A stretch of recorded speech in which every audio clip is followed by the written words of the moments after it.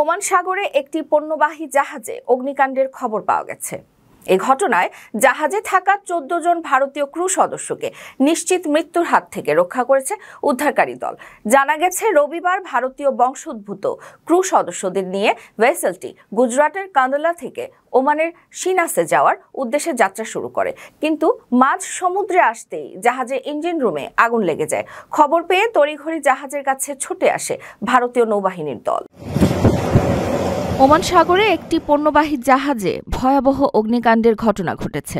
ভারতীয় সংবাদ মাধ্যম হিন্দুস্তান টাইমস জানিয়েছে, খবর পেয়েই তড়িঘড়ি ভারতীয় নৌবাহিনীর উদ্ধার অভিযান শুরু করে এবং জাহাজে থাকা 14 জন ভারতীয় ক্রু সদস্যকে নিশ্চিত মৃত্যুর হাত থেকে রক্ষা করে। জানা গেছে, ওমানগামী ওই ভেসেলে ভারতীয় বংশোদ্ভূত 14 জন ক্রু সদস্য ছিলেন। রবিবার এমনটি চেং 6 নামের ওই ভেসেলটি গুজরাটের কান্দলা থেকে ওমানের শিনাসে যাওয়ার উদ্দেশ্যে যাত্রা শুরু করে।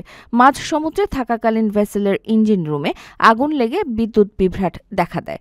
খবর পেয়ে ওমান উপসাগরে মোতায়েন করা ভারতীয় নৌবাহিনীর দল তাৎক্ষণিক সহায়তায় ছুটে আসে।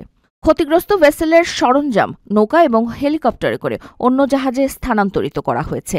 এর আগে চলতি মাসেই কোচি উপকূল থেকে 78 নটিক্যাল মাইল দূরে একটি কন্টেইনার বোঝাই জাহাজে বিস্ফোরণ হয় এবং আগুন লাগে।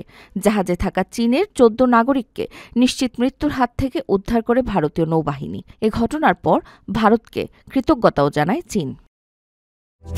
আকর্ষণীয় রেট ও দারুণ সব ডাটা বান্ডেল পেতে আজই ব্যবহার করুন ফ্রেন্ডলি সিম।